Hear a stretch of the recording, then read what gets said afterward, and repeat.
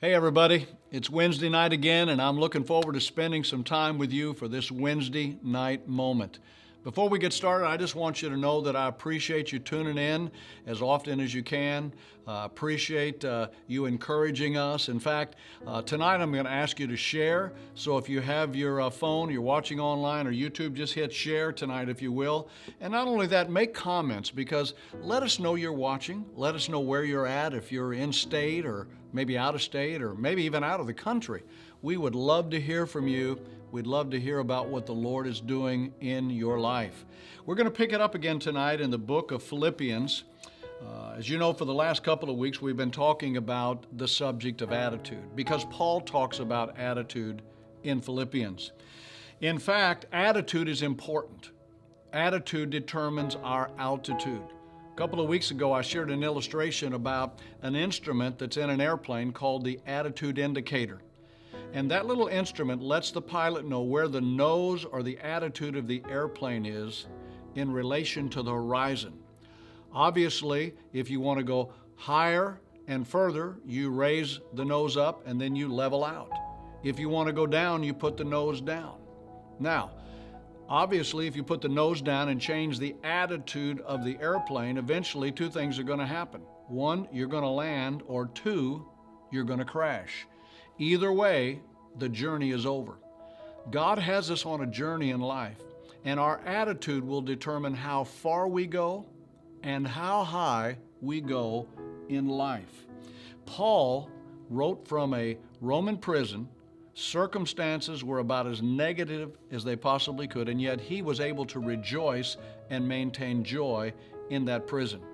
Jesus was able to maintain joy even though he eventually was going to go to the cross and be crucified. So the question is, can you and I have the joy of the Lord? Can you and I rejoice regardless of what people are doing to us, saying about us, or the bad circumstances or season that we may find ourselves in life? And the answer is absolutely 100% yes.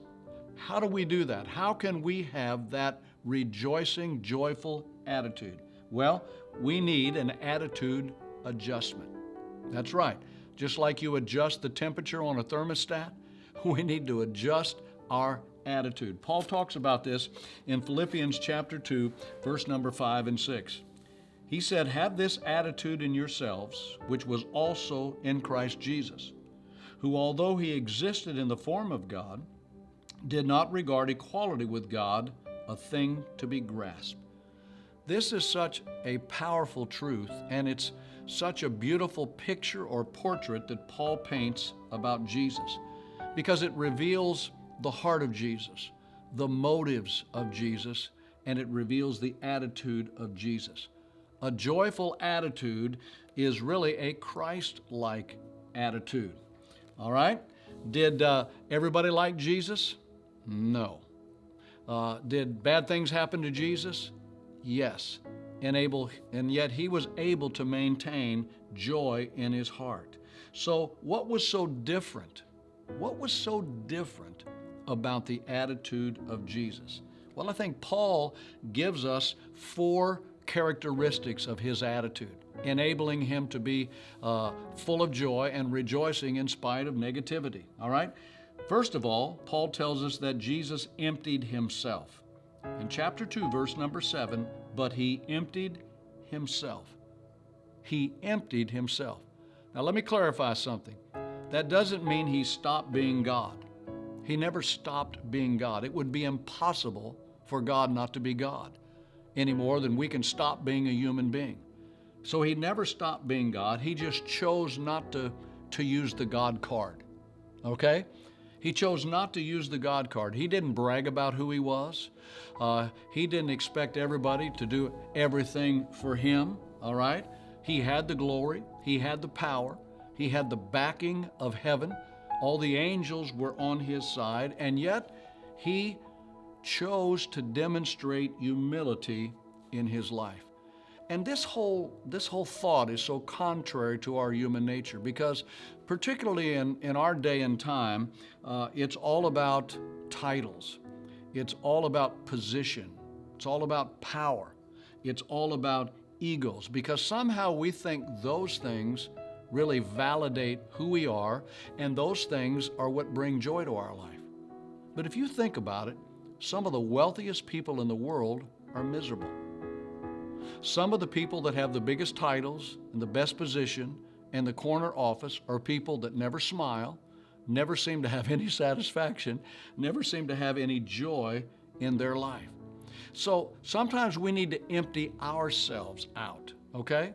And we need to empty ourselves from being conceited and being prideful and being paranoid. Because when we're paranoid, we want everybody doing everything for us.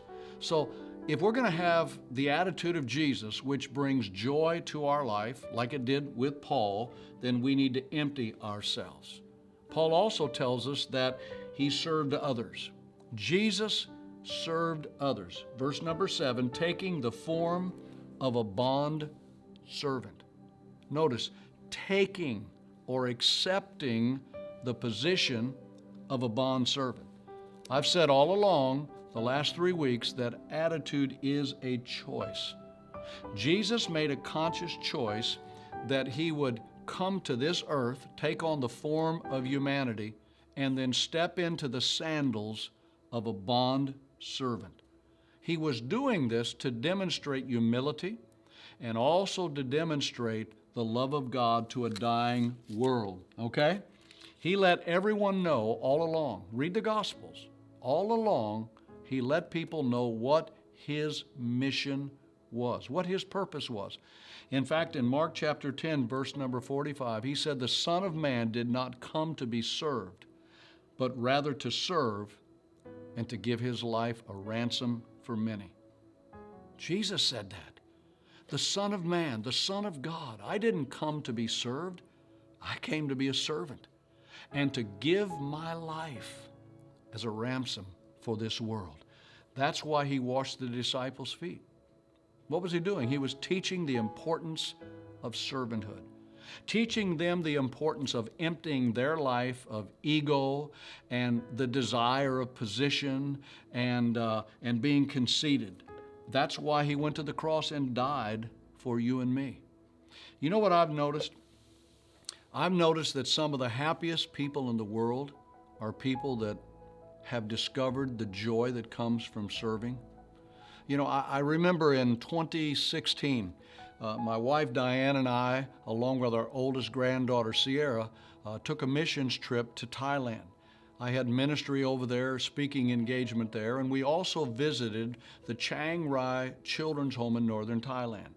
This is a children's home for at-risk children that we have been a partner with for many, many years, since the 90s. We've built a couple of dormitories over there. We put in a water filtering system. I mean, we love that ministry, and it's so close to the heart of the people here at New Life. And we purchased enough food to feed 140 children. And so we were in a building, no air conditioning. Now, if you've ever been to Thailand in July, it's hot. It's hotter than Hades, okay? It feels like you're about that far from the equator.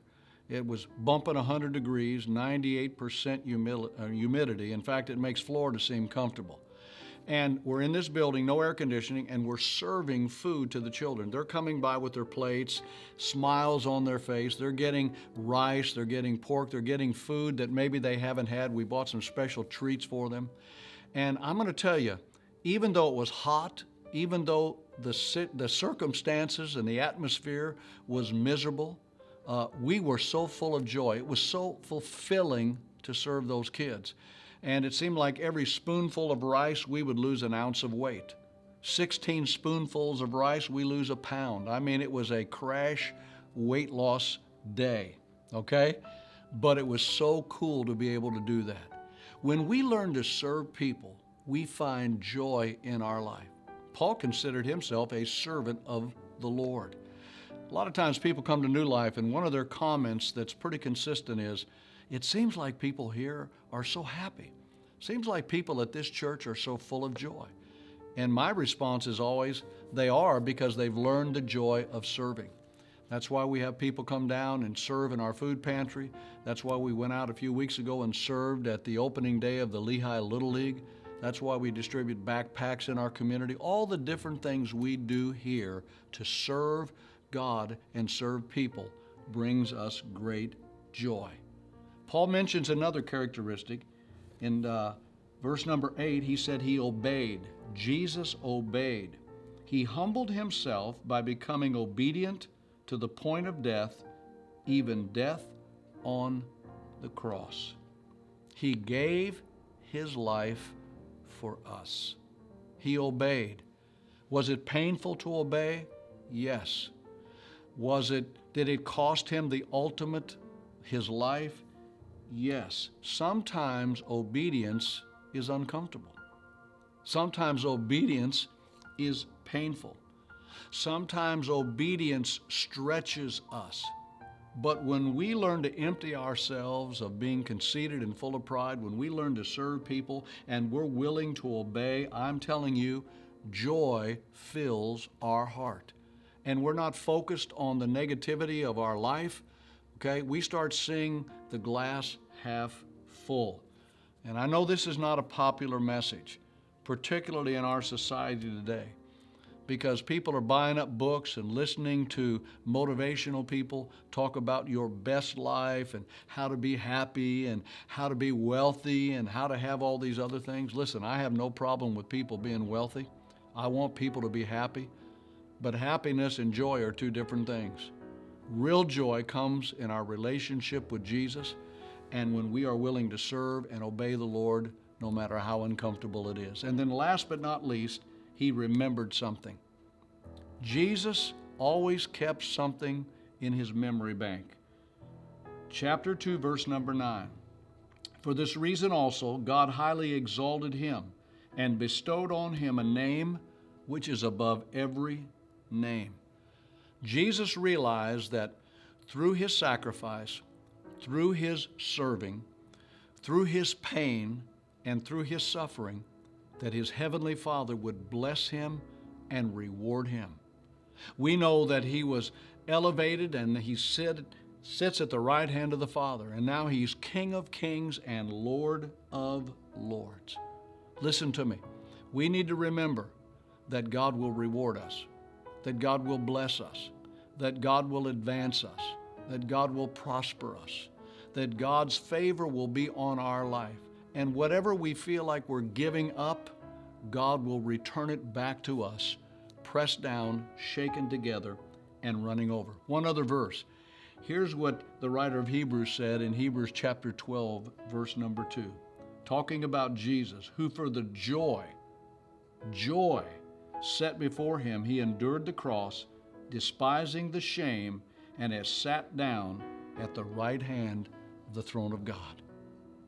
Joy set before him.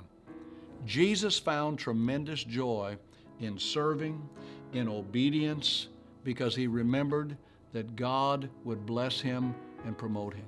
Listen to me, friend. Attitude determines altitude.